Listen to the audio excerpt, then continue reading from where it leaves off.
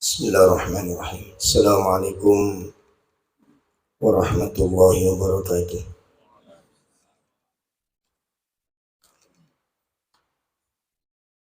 Alhamdulillahi rabbil alamin. Alladzi arsala rasulahu bil huda wa dinil haqq liyudhhirahu 'alad dini kullih walau karihal musyrikun. Asyhadu an la ilaha illallah wahdahu la syarika lah wa asyhadu anna Muhammadan abduhu wa rasuluh. Allahumma salli wa sallim wa barik ala nabiyyina Muhammadin wa ala alihi wa ashabihi wa man tabi'ahum bi ihsanin ila yaumiddin. Ya ayyuhalladzina amanu taqullaha haqqa tuqatih wa la tamutunna illa wa antum muslimun. I'lamu anna asdaqal hadits kitabullah wa khairal hadi hadi Muhammadin sallallahu alaihi wasallam wa syarrul umur muhdatsatuha wa kullu muhdatsatin bid'ah wa kullu bid'atin dhalalah wa kullu dhalalatin finnar. Ikhwatul iman, bapak-bapak, ibu-ibu, jamaah majelis taklim yang semoga dimuliakan Allah Subhanahu wa ta'ala. Alhamdulillah, di pagi ini kita bisa hadir di dalam kajian rutin ini. Atas pertolongan Allah Subhanahu wa ta'ala, kita semuanya dalam keadaan sehat walafiat. Mudah-mudahan Allah senantiasa menjaga kita dan semua keluarga kita dari segala musibah yang buruk dan dari segala fitnah di dalam agama ini. Sebelum kita mulai, tolong dirapikan duduknya, agak maju sedikit Bang, agak maju mau. Yang melihat depan masih agak longgar diisi supaya nanti teman-teman tidak bingung nyari tempat. Bapak Ibu sekalian yang dimuliakan Allah, menindaklanjuti pembahasan dari kitab Mujibatul Jannah bab yang ke-13 dan 14 rencananya, yaitu tentang binaul masjid, membangun masjid-masjid. Ini bagian dari amalan, bagian dari ibadah yang sangat mulia, ya, bagian dari ibadah yang sangat mulia. Kenapa? Karena membangun masjid itu bagian dari amal jariyah, yang mana sebagaimana telah kita ketahui bahwa keutamaan amal jariyah itu masih berlaku walaupun yang telah beramal ini meninggal dunia. Sebagaimana telah dijelaskan oleh Nabi Shallallahu Alaihi Wasallam, "Idza mata ibnul Adam inqata'a amalu." Apabila anak Adam telah meninggal dunia, maka terputus amal-amalnya yang biasa dia amalkan. Artinya apa? Kematian itu penutup dari semua amal ibadah kebaikan. Sudah sampai di situ kebaikan kita. illa min talatin, kecuali 3 perkara. Kecuali 3 perkara. Yang artinya apa? Walaupun orang yang berlaku amal ini sudah meninggal, amal ini masih mengalir pahalanya. Sementara amal-amal yang lain hilang, sudah habis. Sholat kita terputus, ya sampai di situ sudah sholat kita. Jadi satu misal nanti sore kita mati gitu ya, udah habis amal.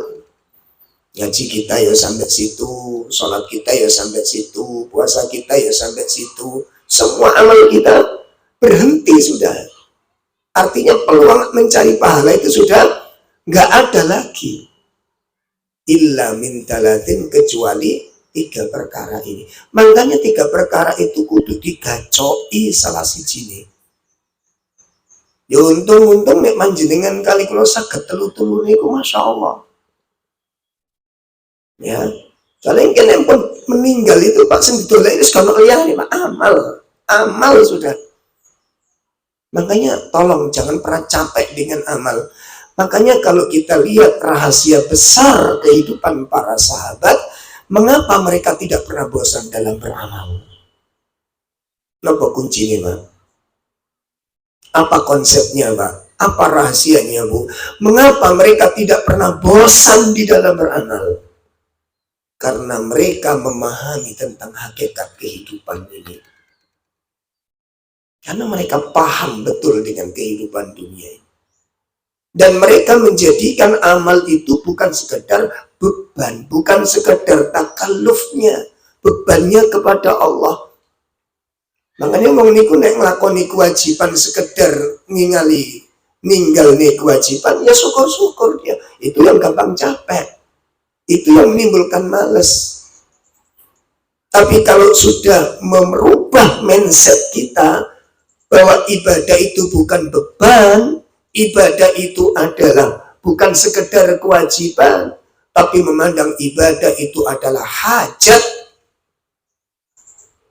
ibadah itu adalah kebutuhan, maka di situ tidak ada lagi kebosanan. Yang ada adalah kenikmatan dan kelezatan. Setiap kali akan melakukan ibadah, di situ ada kenikmatan yang luar biasa. Itu berarti mindsetnya sudah berubah. Nanti mau Quran, apa saja pokoknya. Jadi sebelum melakukan ibadah itu sudah merasakan apa? Kenikmatan itu sudah ngalir dalam hatinya. Itu bisa bayangkan. Mau sodako mau mengeluarkan duit itu nikmatnya sudah keluar duluan.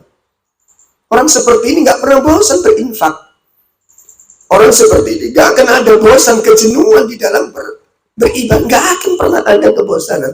Karena memandang ibadah itu sebagai kebutuhan. Kenapa? Itu bekal yang kita bawa.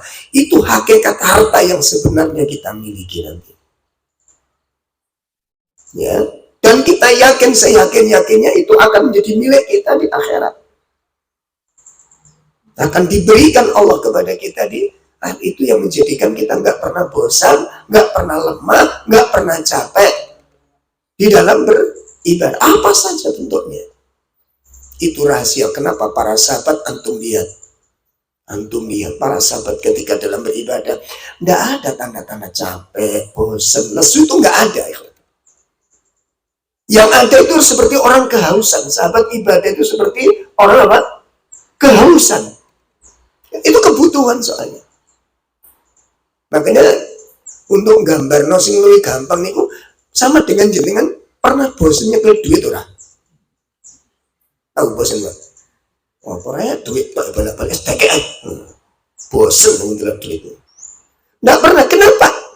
Coba duit itu modelnya itu tetap indah. Gimana? Halo? Iya. Mau pengajian ngantuk. Ini terakhir ada kuis yang dapat duit. Ini langsung like kabeh. Nggak pernah membosankan duit itu. Nggak pernah capek duit itu. Nggak pernah menjembukan kita pegang duit itu. Kenapa? Gambar ya ngono-ngono kuwi, Pak. Gak tahu berubah. Tapi kenapa selalu indah memandangnya, selalu nikmat memilikinya, dan selalu kelezatan di dalam memegangnya. Kenapa? Karena itu merupakan kebutuhan. Sudah belum mindset kita ibadah itu jadi kebutuhan? Sudah apa belum? Ikut kalau gula misalnya gampang bosan, nolongmu ya gampang bosan. Kenapa? Karena kita tidak memandang kebutuhan. Jelas ini? Kita belum menempatkan ibadah itu sebagai kebutuhan, makanya cepat bosan, cepat capek, cepat letih, sehingga tidak ada gairah untuk menambah dalam meningkatkannya.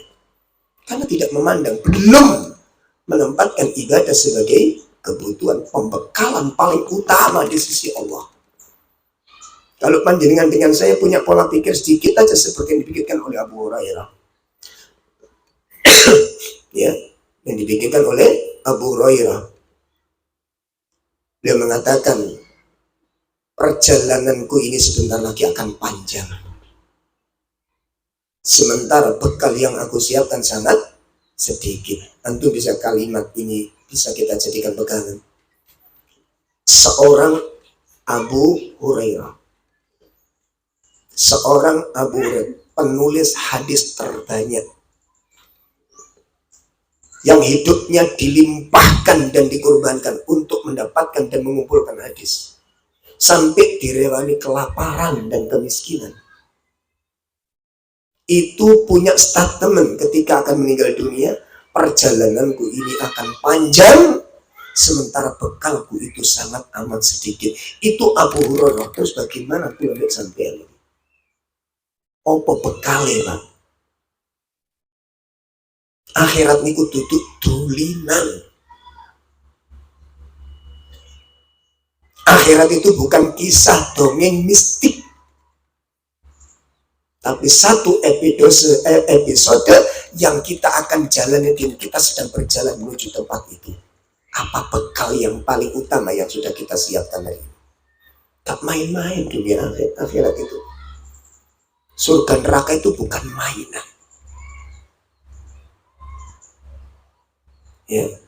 Kalau kita lihat bagaimana para sahabat membeli surga itu, dijual dirinya, dikorbankan hartanya. Makanya kalau kita punya mengikrarkan diri mengikuti jejak sahabat, males itu gak cocok belas nih, Pak. Roto antep tadi ngomong ya. Apa kurang antep bisa? Gak cocok belas gitu loh. Gak ada sahabat pemalas ibadah itu.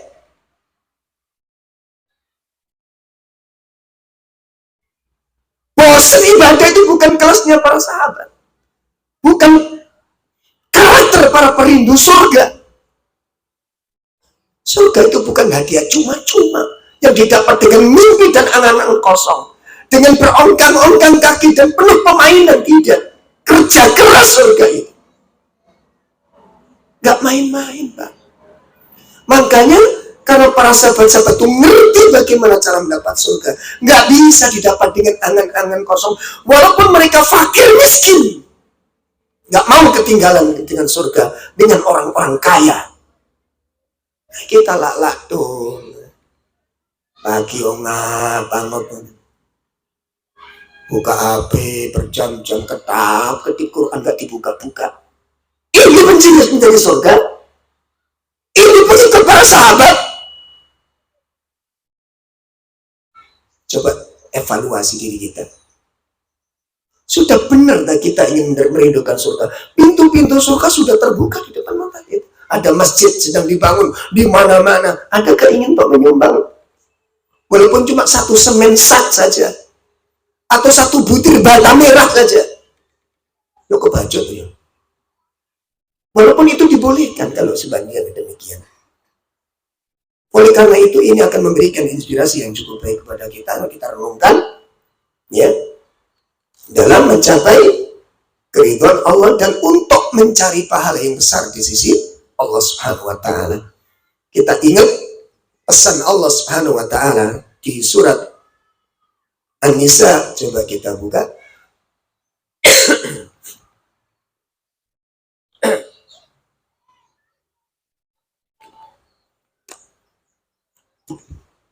Kita buka surat An-Nisa pada ayat 123, 124. Ya, 123, 124.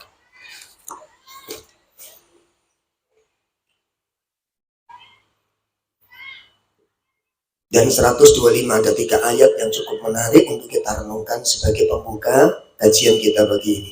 A'udzubillahi minasyaitonir rajim. Laisa bi amaniyikum wala amaniyi ahlil kitab.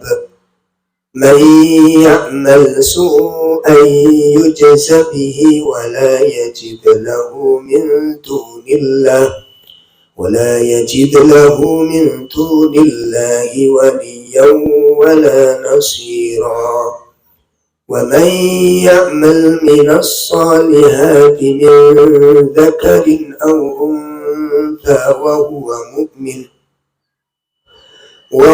مؤمن فأولئك يدخلون الجنة ولا يظلمون نقيرا ومن أحسن دينا ممن أسلم وجهه لله وهو محسن واتبع ملة إبراهيم حنيفا واتخذ الله إبراهيم خليلا. Ya, ada terjemah.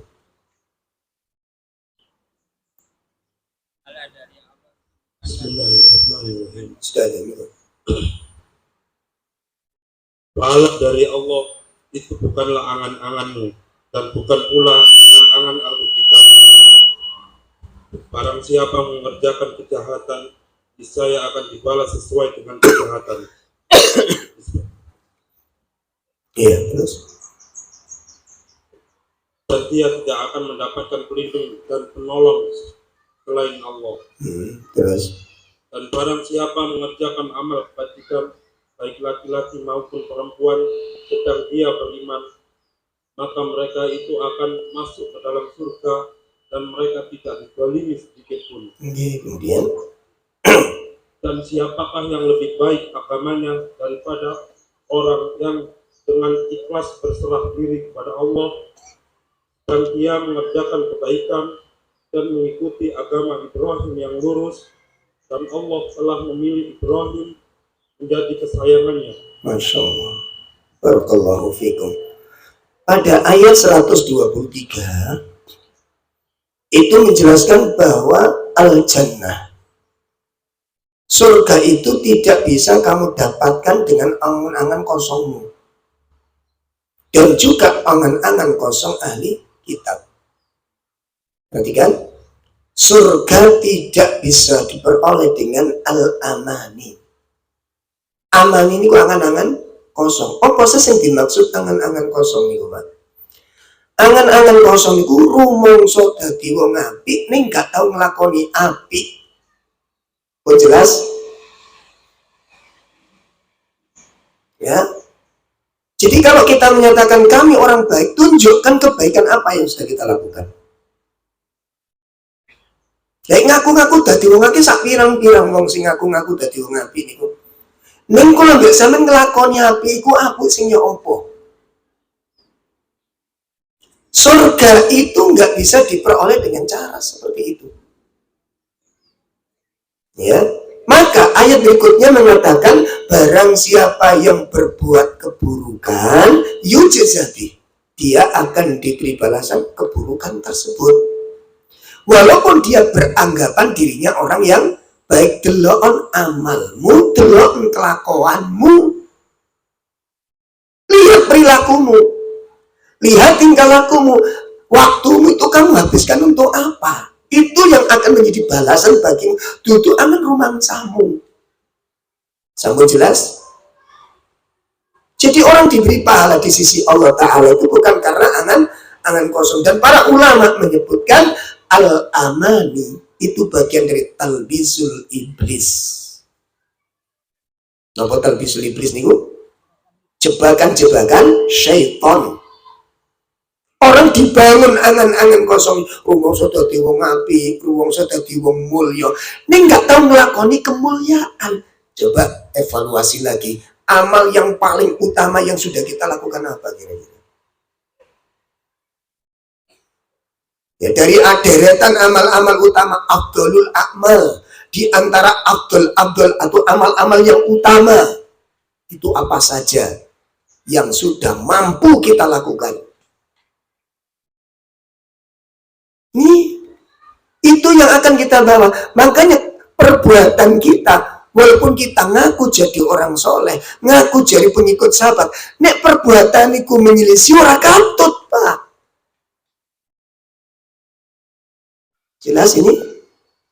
Makanya manhaj salaf itu tidak menisbatkan pada kelompok tertentu, enggak. Di perbuatan yang dilihat. Syarat yang dibuat oleh Allah kan apa? Was-sabiqunal awwalun minal muhajirin wal ansar walladzina taba'uhum biihsan. Orang yang mengikuti mereka dengan cara yang ikuti jejak mereka, kenali keutamaan mereka, kata para sahabat. Kata sahabat Ibnu Mas'ud, sebagaimana diucapkan oleh sahabat Ibnu Mas'ud radhiyallahu an, dinukil dalam kitab Situd Durar, fa'tarifuhum, fa'tarafuhum, kenali mereka, fa'arifuhum, kenali mereka. Para sahabat, kenali sahabat itu. Apa yang perlu dikenali? Fadlahum, keutamaan mereka. Min akhlaqihim, akhlak-akhlak mereka. Keutamaan ibadah mereka, coba dikenali. Ya. Kita mulai dari Asyratul Mubasysyiruna bil Jannah.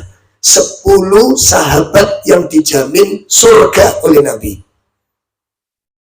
Kita mulai dari 10 sahabat. Siapa saja?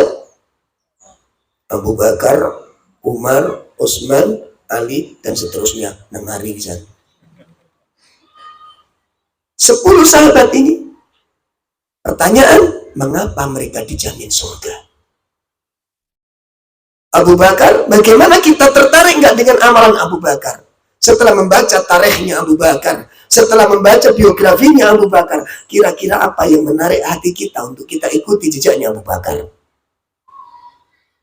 Itu hasil dari baca tarikh. Ojo ngaji tarikh tapi kalau sing tertarik belas. Masya Allah, goda-godek tok gak nang surga, Pak. Masya Allah, la haula wala quwata illa billah. Kekaguman para sahabat ora ono artine nek ikuti jejake. Gitu loh. Makanya kalau pemain sepak bola kan mesti ono idola loh. Idola sapa? Oh si fulan. Kenapa? Tendangannya Mas, giringannya Mas, permainannya Mas, skillnya Mas, kan gitu. Sekarang dari sahabat siapa idola kita? Kalau idola Abu Bakar, Ustaz, apa yang antum idolakan? Coba, Umar, Ustaz, apa yang kamu idolakan? Yang kamu bekaskan dalam diri untuk mengikuti Umar bin Khattab, Utsman bin Affan, Ali bin Abi Thalib, Hamzah, dan seterusnya. Apa yang membuat kamu teridola dengan mereka? Dan apa yang membuat menarik hatimu? Dan apa yang kamu inspirasikan untuk dirimu? Itu namanya mengikuti jejak sahabat. Itu yang mengikuti jejak sahabat. Hidupkan amal mereka sebagaimana Abu Bakar menghidupkan sunnah Nabi. Tidak mau ketinggalan satu pun kebaikan dari yang diamalkan oleh Nabi. Itu namanya jejak, mengikuti jejak generasi terbaik itu. Nah, oleh karena itu Bapak-bapak Ibu sekalian, maka pada ayat yang ke 125 disebutkan, wa man ahsanu dinan mimman aslama wajhahu lillah. Siapakah yang paling baik ya beragamanya dibandingkan orang yang paling tunduk, paling ikhlas menghadap hatinya kepada Allah Ta'ala. Itu disebutkan oleh Senasir Asadi bahwa tidak ada seorang pun agama yang lebih baik dibandingkan orang yang paling taat di dalam agamanya ini. Jadi orang yang paling bagus agamanya siapa? Itu organisasi, keliru. Makanya mau dikandung organisasi ini ya Ini bukan kok sampeyan iku anti organisasi ngono lah, ngono lah. Tapi bukan di situ, akhirnya letaknya kan orang ini, oh dia sipil, oh sipil, akhirnya jadi caci makian di sana. Seakan-akan organisasi itu segala-galanya. Bukan lagi menjadi wadah, tapi menjadi satu kebanggaan di sana. Tidak, jemaah. Waman ahsanu dinan, itu patokan yang kita pegang. Siapakah yang paling bagus agamanya dibandingkan orang yang paling taat kepada Allah Ta'ala, yang paling berserah diri, yang paling ridho hatinya untuk menerima syariat ini, dan dengan ikhlas dihadapkan dirinya untuk taat kepada aturan-aturan. Itu orang yang paling bagus agamanya. Jelas? Nah, oleh karena itu kesempatan emas bagi kita, kalau sekarang ada masjid, ini pas pembahasan tentang masjid. Nanti akan kita bahas pula di antara amal-amal yang utama. So, kadang-kadang kita ini jamaah ini tentang lagi bahas opo gitu ya, langsung kesem ke sana semuanya. Kayak kemarin beberapa bulan tuh saya terima sumur tok pokoknya. Ternyata saya cari rahasia, oh ternyata baru dibahas Ustaz Syafiq. Ono kajian Ustaz Syafiq membahas keistimewaan sumur. Kowabe Pak Ustaz titip duit untuk jariah sumur loh Ustaz. Bu niki sumur mari bu kali jedine bu. Sumur. Yes musuh mak repot. Tak telok wala kesengsem kajian. Sedekah jariah itu tidak hanya berupa materi saja, bentuknya nanti Pak. Jelas ya? Jenengan ambil anak asuh untuk tahfiz Quran itu ganteng nih Pak. Saya ikut donasi beasiswa anak-anak sekolah rumah Quran, ikut ngono loh. Jadi orang tua asuh, sebagian sumur, sebagian santri ini sumur tok sapa sing ngombe. Halo? Jelas ya? Santrinya 3. Kenapa? Ilmunya luas nanti Pak. Itu jauh lebih mulia lagi nanti. Ya. Pun. Sekarang mari kita lihat poin ke-13, jalan yang mengantarkan kita ke dalam surganya Allah Subhanahu wa Ta'ala.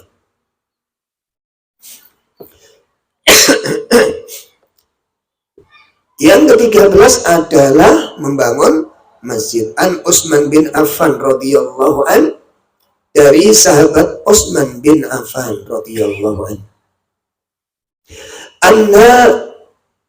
annahu qala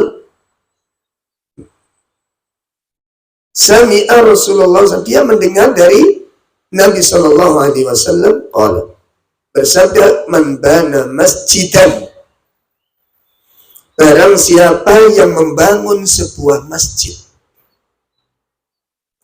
yabtaghi bihi wajh Allah, ini syaratnya ini. Ono syaratnya. Di mana di dalam membangun masjid itu dia akan mencari dan mengharap wajahnya Allah Subhanahu wa Ta'ala. Ya, barang siapa yang membangun masjid dalam rangka mengharap wajahnya Allah Subhanahu wa Ta'ala, banallahu lahu mithlahu fil jannah, niscaya Allah akan membangun untuknya sebuah bangunan yang semisalnya di dalam surga. Ini hadis yang pertama, diriwayatkan oleh Imam Bukhari Muslim dengan derajat muttafaqun alaih. Barang siapa yang membangun masjid dalam rangka mengharap wajah Allah, Allah akan membangunkan untuknya sebuah bangunan yang semisal dengan bangunan tersebut di surga. Hadis yang kedua, an Jabir bin Abdullah radhiyallahu anhu qala Rasulullah sallallahu alaihi wasallam, man bana masjidan lillah, ya, barang siapa yang membangun masjid karena Allah, barang siapa yang membangun masjid karena Allah,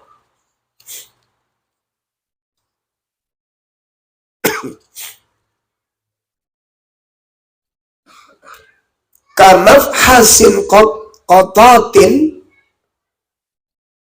meskipun hanya sebesar sarang burung. Meskipun hanya sebesar sarang burung. Au asghar, bahkan lebih kecil darinya. Bahkan lebih kecil darinya. Ya. Maka banallahu lahu, Allah akan membangunkan untuknya baitan fil jannah, sebuah rumah di surga. Barang siapa yang membangun masjid, ya, yang sebesar apa? Sarang burung atau lebih kecil darinya, niscaya Allah akan membangunkan rumah di surga. Hadis diriwayatkan oleh Imam Ibnu Majah dan juga imam-imam yang lainnya. Nah, jamaah sekalian yang dimuliakan Allah, pengertian kalimat dari membangun masjid sebesar sarang burung ini kata kiasan. Kata kiasan dijelaskan oleh para ulama bahwa yang dimaksud itu berapapun yang mampu kamu sumbangkan dalam rangka berdirinya masjid, dalam rangka tegaknya sebuah rumah Allah Ta'ala, itu yang dimaksud penjelasan hadis Nabi sebesar sarang burung. Jadi bukan kok tiba-tiba nggak sampai gawe dewe pekuda ya sak apa jenenge sak kupon. Bukan begitu pengertiannya, itu pengertian berapapun yang mampu kamu berikan, yang kamu sumbangkan untuk membangun masjid, itu di situ akan diberi masuk bagian dari hadis secara umum. Sakit dipun pahami? Jadi nggak usah takut ada 10.000 masukkan kotak infak yang khusus masuk masjid 10.000, mampunya di situ. Karena sebagaimana kita tahu ekonomi kita macam-macam, Pak. Ya, jadi nanti kalau Pak saya cuma bisa 10.000, Mas bangun masjid 10.000 oleh WC nih kamu, ya jangan begitu. Sakit dipun pahami nih. Jadi jangan remehkan sekecil apapun infak yang akan diberikan saudara-saudara kita untuk masjidnya Allah Subhanahu wa Ta'ala. Dengan catatan ketika dia infakkan dan sedekahkan itu semata-mata mencari ridho Allah Subhanahu wa Ta'ala. Loh, apa ada orang membangun masjid bukan karena Allah Ta'ala? Ada. Di zaman Nabi sudah terjadi masjid yang dibangun oleh orang munafik yang disebut oleh Nabi sebagai masjid dirar. Ada di antara ikhwan-ikhwan kita lagi bangun masjid, sudah berdiri bangun, di sampingnya 50 meter dibangun masjid lagi. Untuk apa? Untuk menutup dakwah sunnah ini. 50 meter, bukan 100 meter, Pak. 50 meter di samping masjidnya teman-teman, berdiri masjid di sana. Masya Allah. Malah ada saya ngajar ini sekarang ngajar. Dempet satu tembok, Pak. Satu tembok, Pak.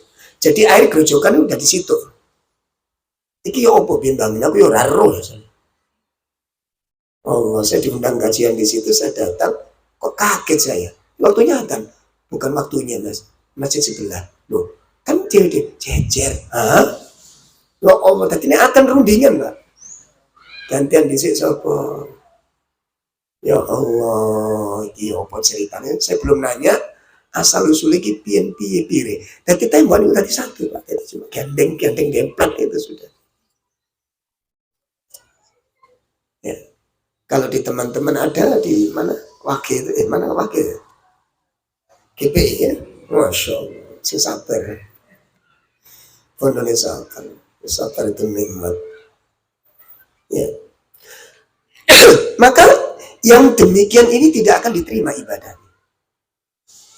seberapapun masjid yang dibangun, karena bukan Allah Subhanahu wa taala. Mari kita lihat, ya nanti akan kita bahas keutamaannya. Itu keutamaan bangun niku nek niate niku bener. Ya, makanya untuk bangun masjid satu niatkan, bukan untuk bangga-banggaan. Bukan untuk banggaan. Nek dadi nek gawe ku juga usah sing aneh-aneh lah. Pokoknya keperluan umat itu koyo apa. Adapun perlu hiasan sedikit aja, nggak usah terlalu dihias-hias. Karena Allah tidak menyuruh kita menghiasi masjid. Allah menyuruh kita untuk membangun masjid dan kebutuhan-kebutuhan yang dibutuhkan di sana untuk kesejahteraan umat, silakan dibangun. Kalau nggak perlu, nggak usah diukir, nggak usah, nggak ruwet. Sholat niku nek sampe nang masjid tak ukir-ukirane, gak mikir sholatnya. Mikir apa nih? Ukir-ukirane. Iya kok apik larang koyo. Nggak bisa tenang malah. Sudah, nggak usah dicapekkan dengan itu semuanya. Luruskan niat karena Allah Subhanahu wa taala. Maka masjid ini akan diberkahi oleh Allah Subhanahu wa taala. Ya, mari kita lihat ayat-ayat yang menyinggung masalah ini. Sebelum kita bahas tentang keutamaan membangun masjid, ada beberapa keutamaan yang luar biasa. Kita buka surat At-Taubah ayat 109. Ya, surat At-Taubah ayat 109. Afaman assasa bunyanahu ala taqwa minallahi wa ridwanin khairun amman assasa bunyanahu ala safa jurufin harin fanhara bihi fi nari jahannam wallahu la yahdil qawmad dhalimin. Ya. Surat 9 ayat 109.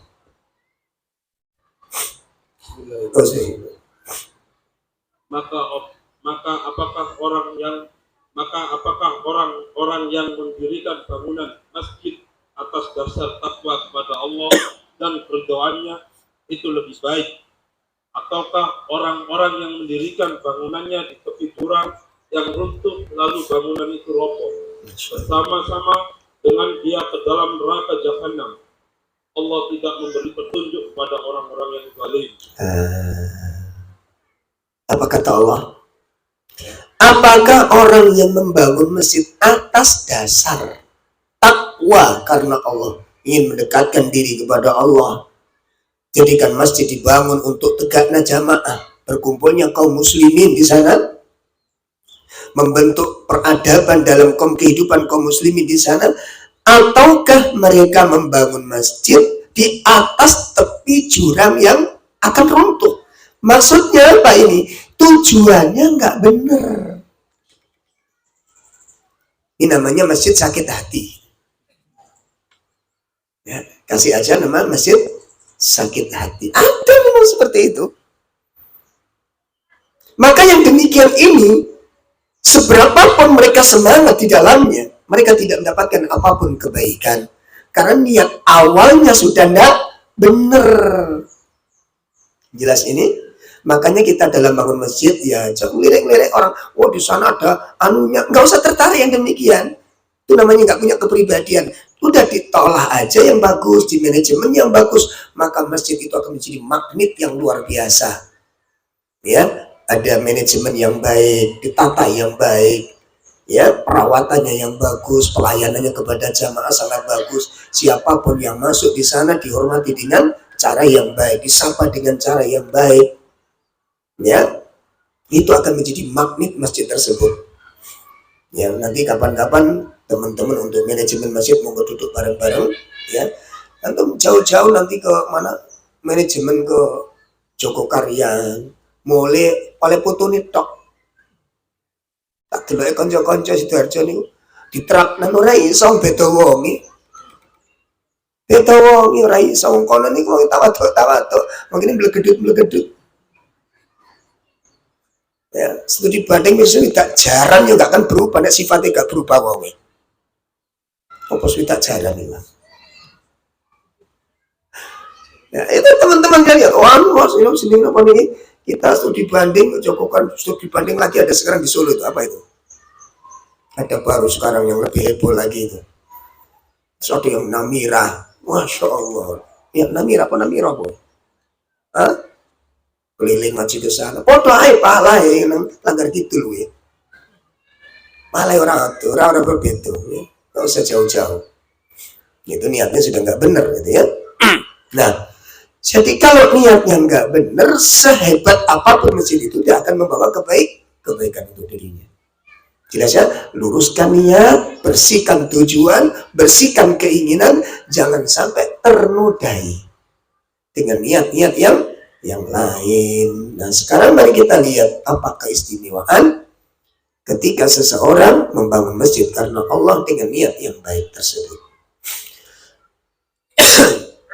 Di antara keistimewaannya,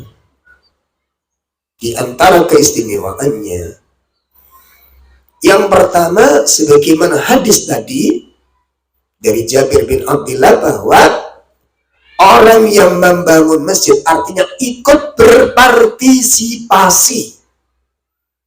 Ini kalau kelas kita kan berpartisipasi, Pak. Jadi bukan pembangun masjid. Kalau orang-orang Saudi, muhsinin Saudi itu satu masjid satu orang, Pak.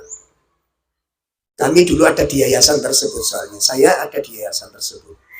Jadi kalau Syekh ini ada yang minta, kasihan sehingga apa namanya sudah dapat separuh, bongkar. Loh, separuh bongkar. Man Syekh bongkar. Nanti saya bangun satu.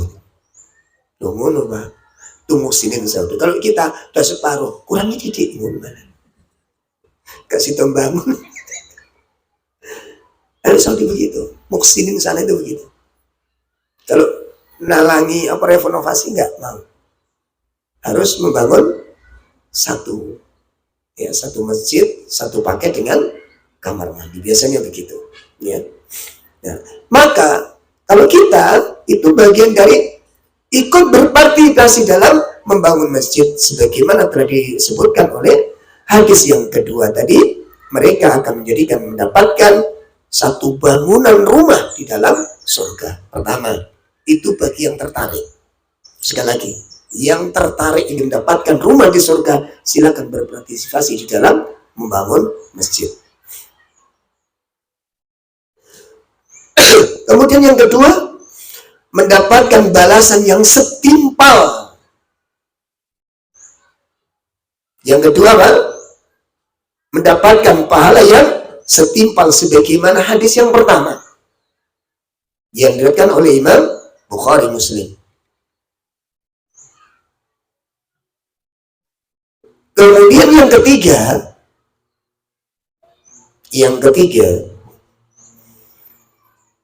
ya, orang yang membangun masjid dan peduli di dalam pembangunan masjid bagian dari sifat-sifat orang yang beriman.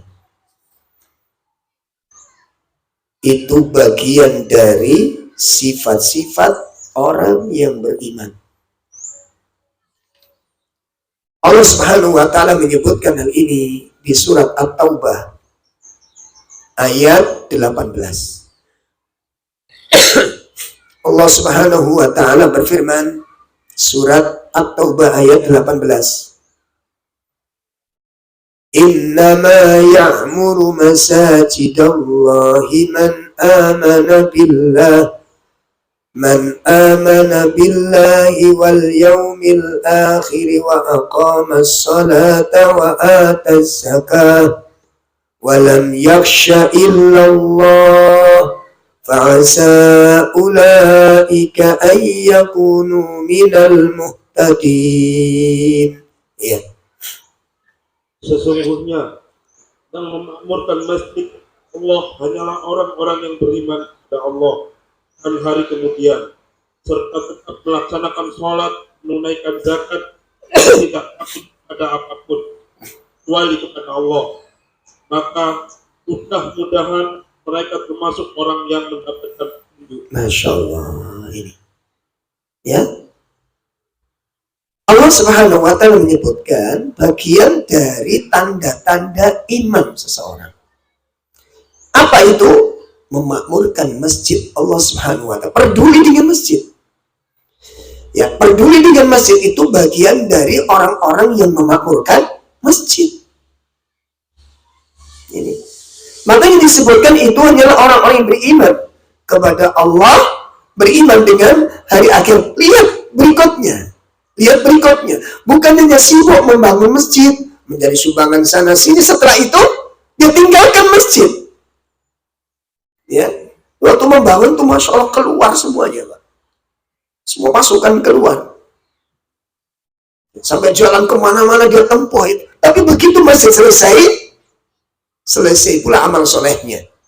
Maka dia tinggalkan masjid Allah. Dan begitu jauh dia dari masjid Allah Subhanahu wa Ta'ala. Ini ciri-ciri kemunafikan yang ada di dalam hatinya. Adapun sifat-sifat orang beriman, mereka memakmurkan masjid, dan kemudian disebutkan oleh Allah Subhanahu wa Ta'ala, mereka tetap wa aqamus shalah. Mereka tetap menegakkan salat. Kemudian mereka tetap menunaikan zakat, dan mereka tidak takut kepada apapun kecuali kepada Allah Subhanahu wa Ta'ala. Ini yang dimaksud takut ibadah. Karena takut itu ada berapa? Satu, khauful ibadah. Ya, khauful ibadah. Yang kemudian khaufus sirri. Jadi bukan cuma nikah aja yang sirri. Ya, khaufus sirri. Khauf sirri ini pripun? Takut yang tersembunyi. Itu nanti bisa masuk ke dalam penyakit syirik, Pak. Sebagaimana apa? Orang takut kepada penghuni kubur. Itu namanya khaufus sirri. Jelas? Nah, jadi kalau antum nanti lewat di kubur, saya wedi, berarti belum benar imannya sih. Muncul ayat kursi, Al-Ikhlas, ono kresek-kresek Al-Fatihah, ono geludak Al-Baqarah. Ya. Oh, amin ribut idza zulzilatil ardu. Itu tanda-tanda imannya masih belum benar. Antum yakin orang mati hidup lagi? Benar? Benar. Kalau lewat kuburan yang gelap gimana? Nah kan mulai mikir mana? Paling ngetes iman itu gampang jadi, Pak. Saya mantan baru dulu habis pengajian sama istri tak lewatkan kubur. Kan jalan itu ada dua ke rumah itu, Pak. Dari tempat pengajian. Jalan agak jauh, benar-benar kampung, Pak. Jadi keramaian. Ini jalan pintas, agak cepat, lebih cepat. Tapi ada kuburan nih. Gitu. Di kuburan itu sunyi, jauh dari keramaian. Nah, akhirnya saya lihat kuburan itu pelan-pelan. Istri saya jupit saya tuh, nang cepat. Apa kok kena-kena? Uji nyali ini. Allah, itu tandanya masih belum. Itu namanya khaufus sirri. Kenapa? Takut yang ditanya, sama yakin gak yakin? Tapi harus dihutan lah, sama tadi apa terusan? Ayo. Nah, itu masuk dalam kategori. Kemudian yang ketiga adalah khaufut tabi'i. Nah, dalam khauf tabi'i ini kayak takut yang merusakkan tabiat manusia. Contohnya apa? Takut dengan binatang buas. Takut boleh. Ojo gaya ayat iki sampean. Jelas? Ular berbisa. Hindari aja dibuat cekel. Terus sampean ayat iki sampean wala yakhafuna illallah. Keliru dimut sampean. Iya. Ini salah kaprah di dalam menerapkan ayat. Masuk kandang buaya wala yakhafuna illallah. Tadi beketel. Itu boleh takut ada orang gila marah bawa pentung, ya deket. Anak preman mabuk bawa senjata, minggir. Ojo nggak dalil, bunuh diri antum. Takut begini boleh apa enggak? Dosa apa enggak? Enggak, itu takut yang merupakan tabiat. Ya, sama istri kalau tengkar sama suami, ojo nyecret bu. Tahu nyecret? Apa nyecret itu apa bahasa gini mas? meweli. Kemarin ada kasus suami istri tengkar. Suami itu nggak kepingin mukul. Dan memang didiamkan istrinya, didiamkan memang, sengaja didiamkan. Biar kapok katanya. Nah si istri itu mending aku ini keplokan gimana dimulung ini. Ngomong pas tukar, pas pada ngempeng ini. Terakhir puncak-puncaknya, ayo mas, sampean omongi sing salah kundi. Gak jawab sing lanang, muangkel soalnya. Kulo 4 ustaz, akhirnya kulo kancingi pintu kamar saya, tambah mangkel istri saya, jendela saya dipecah. Terus teriak-teriak dia. Teriak yang ribut. Aku timbang sampean meneng ini keplok kono. Ah tetepaan ngono. Wah ini keplok iki karo sing wedok, sing lanang niku. Ya sampean gak kenapa. Lah njaluk lho ya dia termasuk suami yang setia. Menuruti apa yang kalau agak gemenah sama dia. Akhirnya si istrinya trauma sampean. Nah sampai ngaplok ini ping piro? Di lumayan kadang. Ya jangan, makanya kalau udah kondisi begitu jangan dipancing-pancing ya. Sepukulun gak kok jangan begitu, orang marah itu bisa terjadi sesuatu, hilang akal sehatnya. Nah, jadi termasuk keutamaan daripada membangun masjid apa tadi? Orang yang memakmurkan tanda-tanda orang yang beriman. Ini keutamaan. Kemudian yang keempat,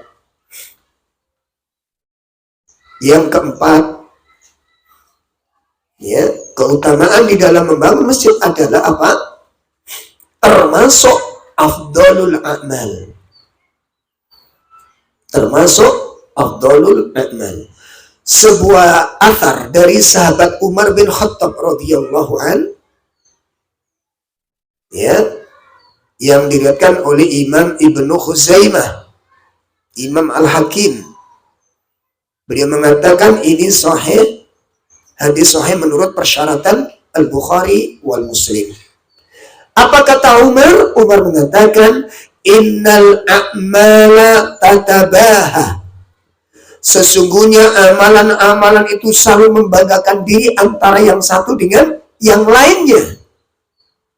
Fataqulu shadaqah, maka shadaqah berkata, ana afdalukum, akulah yang paling utama di antara kalian. Akulah amalan utama di antara kalian. Maka shadaqah memang memiliki kedudukan yang sangat tinggi di sisi Allah Subhanahu wa taala. Kemudian yang kelima, bahwa membangun masjid termasuk bagian dari pahala yang terus mengalir. Pahala yang terus mengalir. Ya, sebagaimana disebutkan oleh Nabi Shallallahu Alaihi Wasallam, inna mimma yalhaqul mu'min min amalihi wa hasanatihi ba'da mautih. Pahala amalan dan kebaikan yang bakal menghampiri seorang mukmin sepeninggalnya.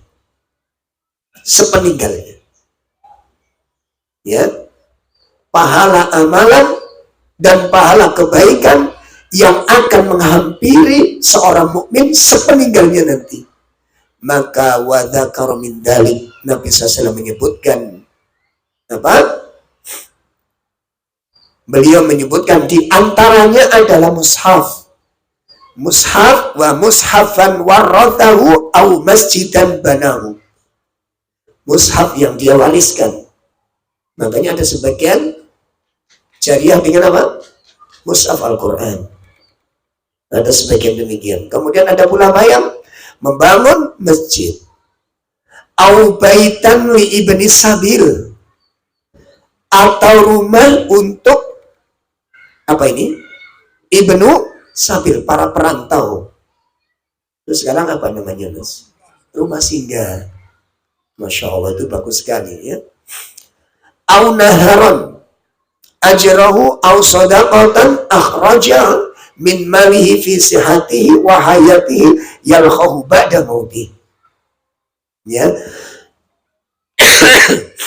Ya, ya membangun rumah yang orang-orang yang safar atau rumah singgah, sungai yang ia alirkan, atau sodakoh yang ia keluarkan dari hartanya di kala sehat dan hidupnya, maka ia akan bakal menghampirinya sepeninggalnya nanti. Maka di sini jamaah sekalian, di antara amal-amal sodakoh yang utama, apa saja di antara amal-amal sodakoh yang utama? Di antaranya yang pertama adalah sodakoh jariyah. Yang paling utama, sodakoh yang paling utama. Apa yang pertama? Sodakoh jariyah. Sodakoh jariyah itu meliputi beberapa hal. Satu, membuat sumber air atau menggali sumur. Itu Masya Allah.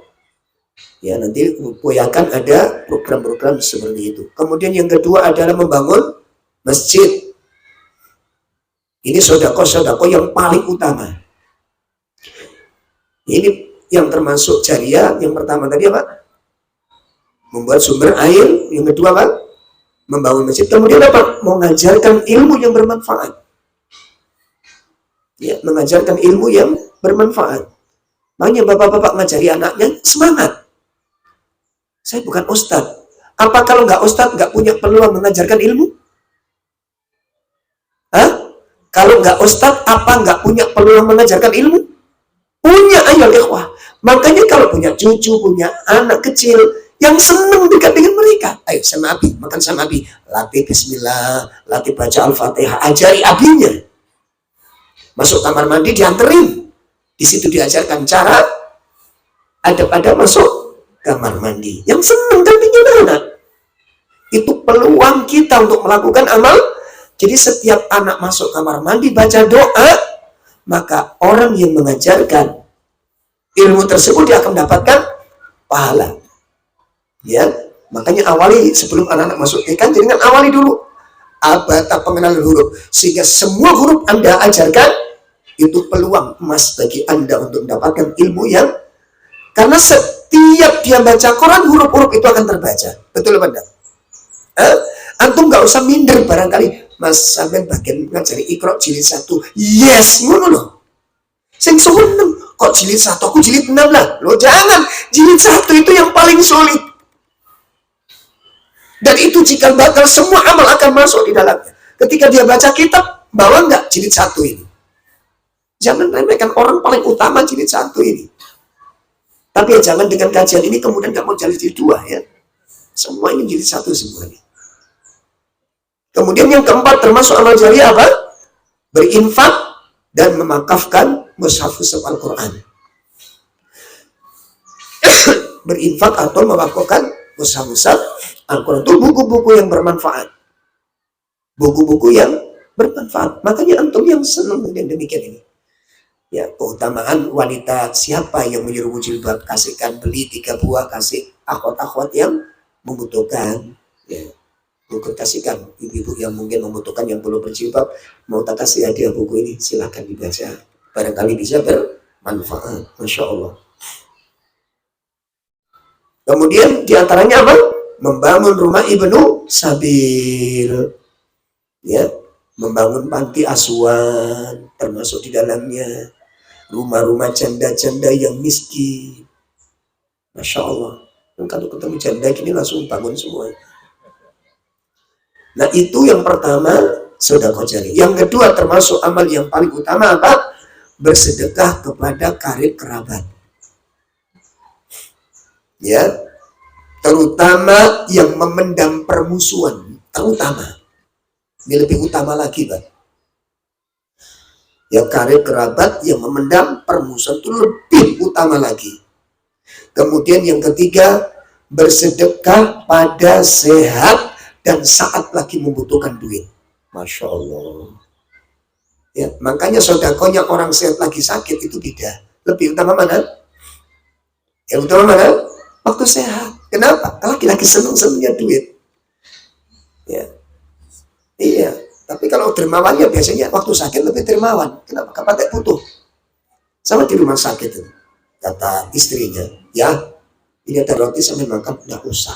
dah bagi-bagikan ke tetangga ini. Itu ada tetangga-tetangga yang opnam, kasih mereka semua. Ayah enggak, kenapa? Cangkemnya pahit. Coba waktu sehat ya, roti ini sedekah bocor, begitu ya aku. Ya. Maka ketika Nabi ditanya, ya Rasulullah, sedekah paling utama di saat kamu sedang sehat dan saat kamu senang dengan harta. Itu yang keberapa? Yang ketiga, termasuk sedekah yang utama, sedekah pada saat sehat lagi membutuhkan. Ya. Kemudian yang keempat, termasuk sedekah yang paling utama adalah sedekah yang dikeluarkan pada saat memiliki harta yang sedikit dan pas-pasan. Nah, ini Masya Allah, ini perjuangan jamaah.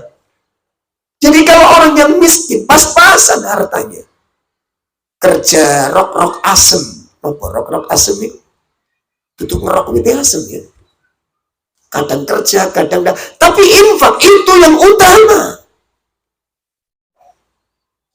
Ini dasar sekali sedekahnya orang seperti ini. Kemudian yang kelima, termasuk sedekah yang utama adalah sedekah yang diambil dari kebelian harta yang telah mencukupi kebutuhannya. Ya, sedekah yang diambil dari kelebihan hartanya karena sudah mencukupi kebutuhannya.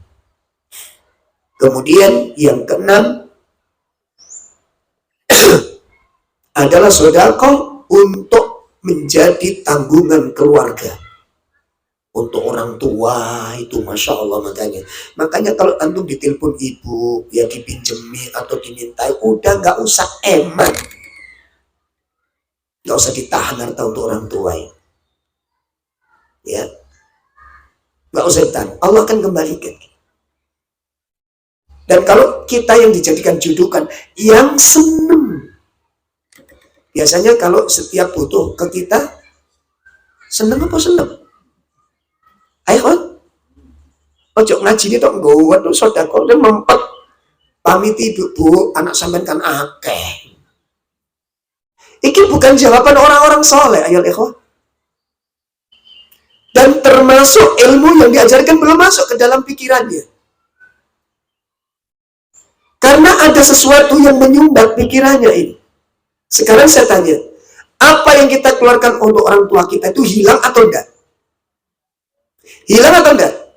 Enggak. Dikembalikan kemana ini? Loh, kok bingung? Ini nggak medit ini. Ini segala medit ini. Apa yang kita sedekahkan untuk orang tua kita itu tidak hilang dan akan dikembalikan berlipat-lipat kepada siapa? Kepada kita. Lalu untuk apa kita eman kepada orang tua? Ya, makanya nggak usah heran-heran kalau ibu kalau butuh sesuatu telepon saya, terus ya telepon doain, tak jalan sumbangan. Astagfirullah. Oh ya elah, ya, senang dengan orang tua yang senang ya. Ibu alhamdulillah, ibu melibatkan saya bersyukur, ibu melibatkan saya yang senang. Yang senang. Ya cok mari ngaji tambah gak genah hubungannya sama orang tua, ini gak benar ya. Gak benar. Kemudian termasuk sedekah yang utama yang ketujuh adalah sedekah secara sembunyi-sembunyi.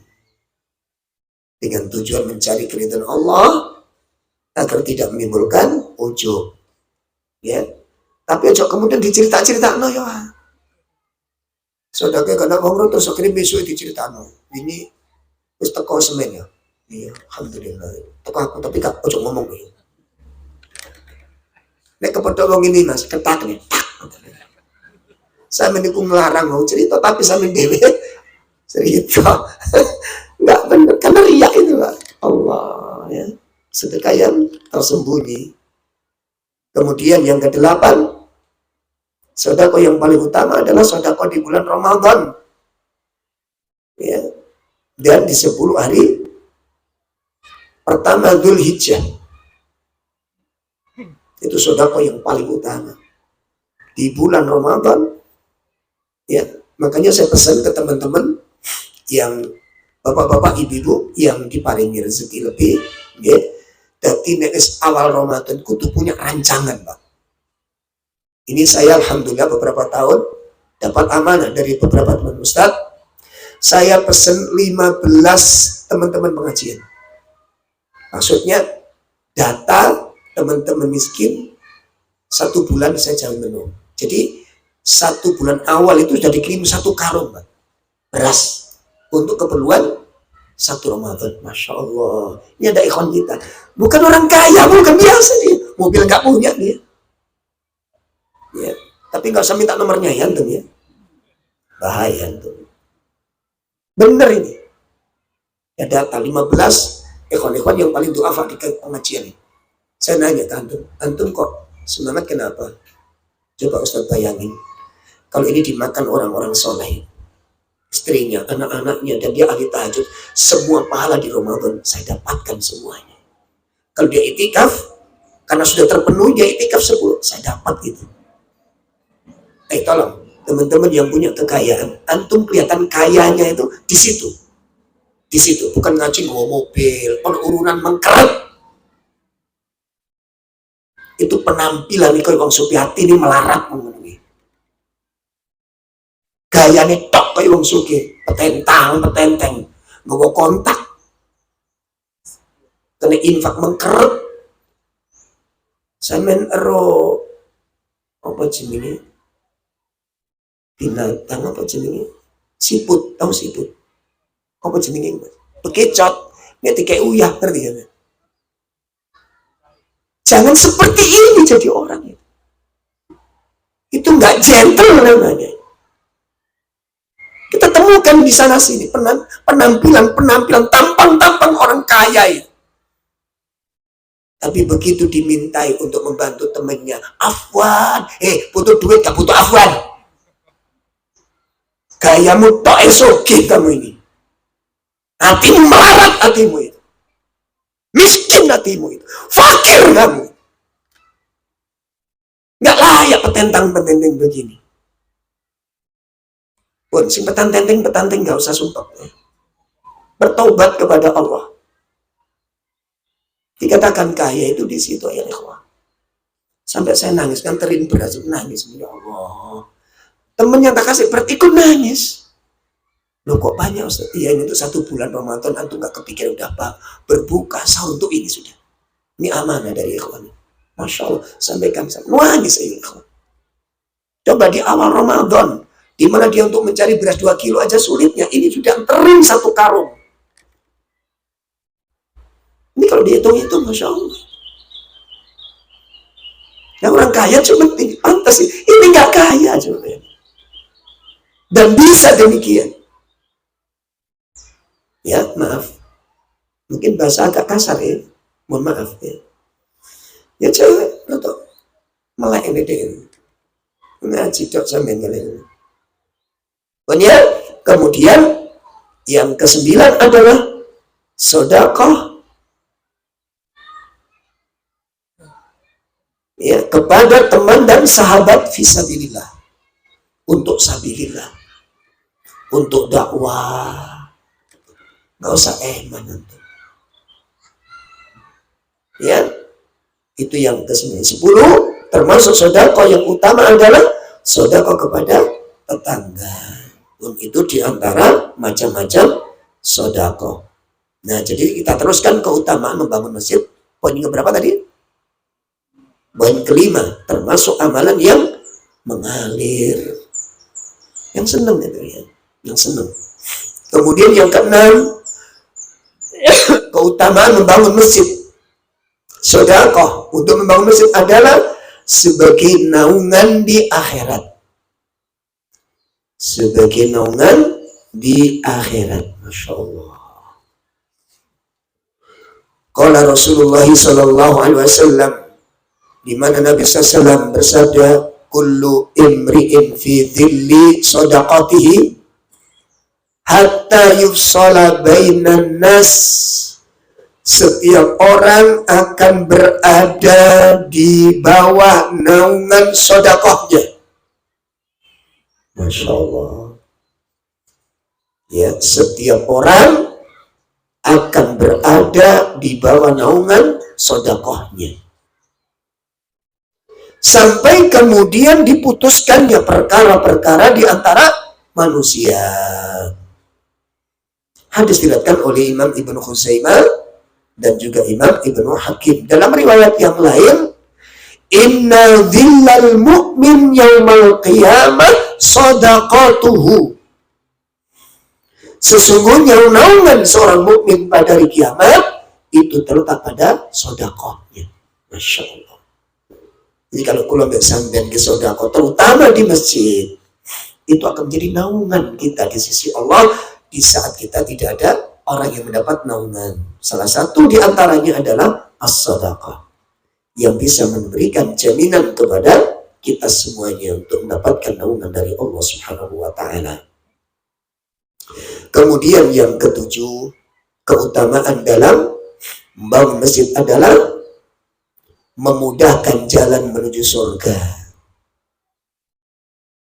Ya, memudahkan jalan menuju surga. Ketika Allah sebutkan orang-orang yang bertakwa, yang dijamin oleh Allah Subhanahu wa Ta'ala, wasari'u ila magfiratin min rabbikum wa jannatin arduhas samawati wal ardh u'iddat lil muttaqin.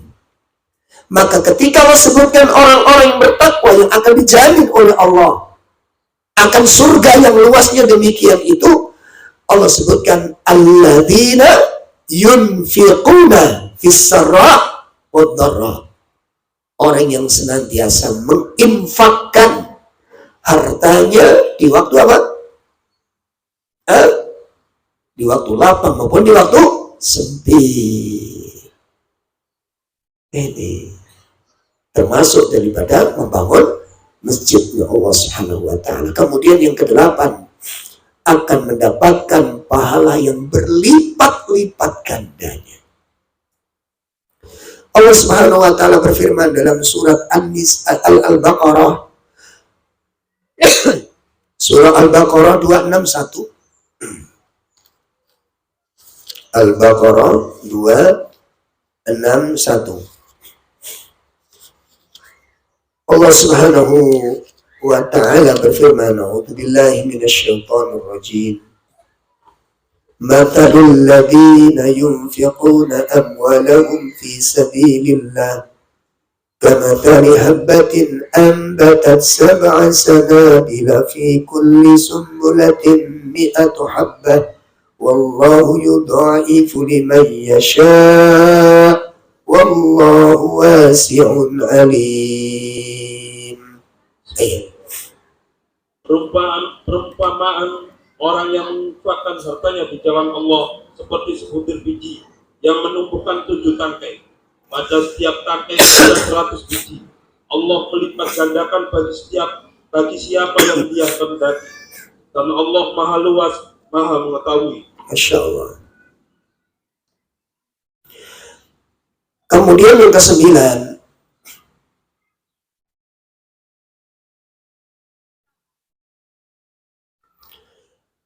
akan menjauhkan dari bencana. Akan menjauhkan dari bencana. Sebagaimana disebutkan oleh Al-Imam Ibnu Qayyim di dalam kitab Min Ajaibis Shadaqah. Di antara keajaiban-keajaiban sedekah, keutamaan-keutamaan sedekah, bahwa sesungguhnya sedekah itu bisa memberikan pengaruh yang menakjubkan untuk menolak berbagai macam bencana. Untuk menolak berbagai macam bencana.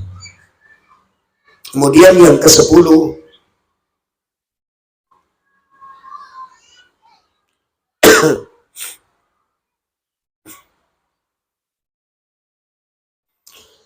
bahwa dengan kita bersedekah membangun masjid, Allah Subhanahu wa Ta'ala akan menjadikan kelapangan rezeki. Allah akan lapangkan rezekinya. Makanya nggak ada ceritanya orang ahli sedekah itu jatuh miskin. Nggak ada ceritanya. Orang yang dermawan jatuh melarat itu belum ada ceritanya. Ya. Hal ini disebutkan oleh Allah Tabaraka wa Ta'ala di surat Saba Surat 30 berapa? 34 ya? Iya, betul. Surat Zafar surat berapa? 34. Ayat 39. Ya, Allah Subhanahu wa taala menyatakan, "Qul inna rabbi yabsutur rizqa liman yasha'u min ibadihi wa yaqdiru lahu wa ma anfaqtum min syai'in fahuwa yukhlifuh wa huwa khairur raziqin." Ya, Katakanlah, sungguh Tuhanku melapangkan rizki dan membatasinya bagi siapa yang dia kehendaki di antara hamba-hambanya, dan apa saja yang kamu infakkan Allah akan menggantinya, dan dialah pemberi rezeki yang terbaik. Masya Allah. Ini. Kemudian yang ke-11,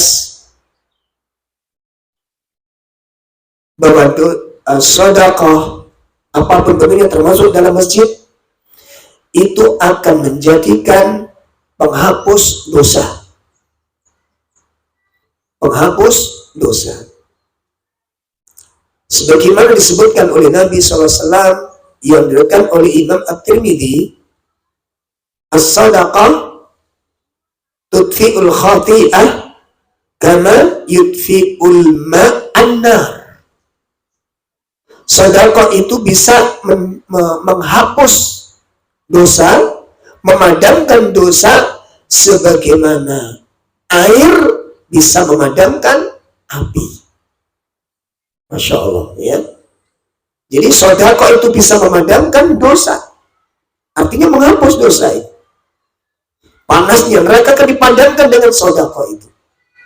Sebagaimana api bisa memadamkan, sebagaimana air bisa memadamkan api. Kemudian yang terakhir,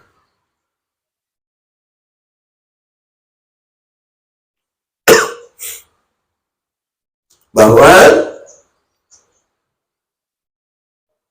sedekah yang dilakukan oleh seorang mukmin, terutama di tempat-tempat yang mulia, itu bisa menjadi sebab bertambahnya umur. Dan yang lebih menakjubkan apa? Mencegah dari kematian yang buruk, dari su'ul khatimah. Sebagaimana yang telah disebutkan oleh Nabi SAW dalam sebuah hadis yang diriwayatkan oleh Imam At-Tabrani. Ya, sesungguhnya sedekah seorang muslim itu dapat menambah umurnya dan dapat mencegah dari su'ul khatimah, dari kematian yang buruk. Dan Allah akan menghilangkan dari orang tersebut sifat takabur, sifat kefakiran, dan sifat ujub akan dihilangkan oleh Allah dari hatinya. Ikhwatul iman, insya Allah sampai di sini kajian kita pagi ini. Saya mohon maaf yang sebesar-besarnya untuk pagi ini tidak ada soal jawab dulu. Semoga apa yang kita bahas bersama-sama semoga menjadi ilmu yang bermanfaat untuk kita semua, dan semoga kita diberikan kesabaran oleh Allah atas ujian-ujian yang Allah berikan kepada kita. Dan saya berpesan, tolong teman-teman kalau ada jamaah pengajian yang dia tahu, yang dekat dengannya, yang dalam kesusahan, tolong dikabarkan. Tolong dikabarkan. Jangan diam. Oh, si fulan ini kok nggak kerja udah lama? Tanya, jangan diam. Ini saya minta tolong betul ini ya. Jadi kalau ada ikhwan kok sudah, antum kok di rumah terus, ya PHK-in. Coba cari informasinya. Ya. Kemudian setelah itu kita upayakan untuk membantu kebutuhannya. Disampaikan kepada jamaah nanti. Dan tidak usah minder demikian. Ini bagian cara untuk menjaga istiqomahnya ibadah ini. Jadi jangan sampai ada ikhwan hilang, tidak tahu, ghaib, tidak tahu. Tahu-tahu sudah habis. Lalu kita tanya di mana si fulan, imannya futur. Masya Allah. Ini kedoliman berlipat-lipat kita terima. Jelas ya. Jadi kalau ada ikhwan yang mengalami kesusahan, mari kita diberitahukan sama pengurus-pengurus pengajian yang kemudian nanti disampaikan kepada jamaah untuk ditangani bersama-sama. Semoga Allah menjaga kita semuanya dan semoga Allah memberikan istiqomah kepada kita. Sallallahu ala nabiyina Muhammad. Subhanakallahumma wa bihamdika asyhadu an la ilaha illa anta astaghfiruka wa atubu ilaik. Assalamualaikum warahmatullahi wabarakatuh.